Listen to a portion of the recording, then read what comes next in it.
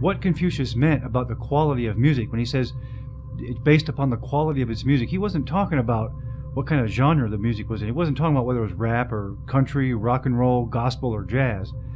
What he was referring to when he meant the quality of its music was what frequency was that music being played in, and what mathematical intervals was the difference between the frequencies. You see, that was absolutely crucial. For thousands of years during the Chinese dynasties, the emperors would send out teams of people all over the kingdom to make sure that the people were playing music in the right frequencies, the proper frequencies with the proper intervals. They had strict guidelines about the music that was being played, because the emperor knew that if you had different factions of different kingdoms playing different types of music, different frequencies of music, that all those different realms would soon be at strife and against one another. So it was imperative that the entire kingdom played music in tune with one another, and they set specific and strict guidelines of what frequency was this music to be played at.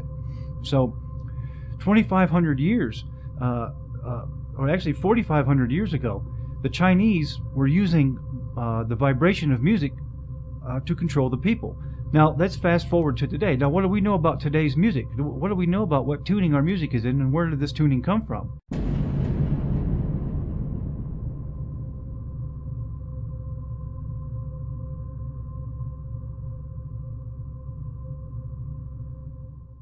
So 432 Hz was the frequency in which instruments pre-1939, again for the most part, was used in Europe and around the world. But that all changed in 1939 when an international conference held in London recommended strongly that the world frequency, at least in regards to tuning instruments, be changed to 440 Hz. After this date, the BBC, among many others around the world, required their orchestras to tune to 440 Hz. This slowly changed the tuning mechanics now being used as an industrial standard to 440 Hz. A major change from the organic 432 Hz to the 440 Hz. Only 14 years later, in 1955, 440 Hz became the standard that was adopted by industrial standards worldwide. The question people are now asking is, was there a more sinister reason for the change? Since a number of researchers have stated that people feel differently under the long-term influence of music and broadcasts at 440 Hz than they actually do at the natural organic broadcast of 432 Hz. Today, extensive research has shown that music can speed or slow your heart rate, relax or jar your nerves, affect your blood pressure, digestion, even your rate of respiration.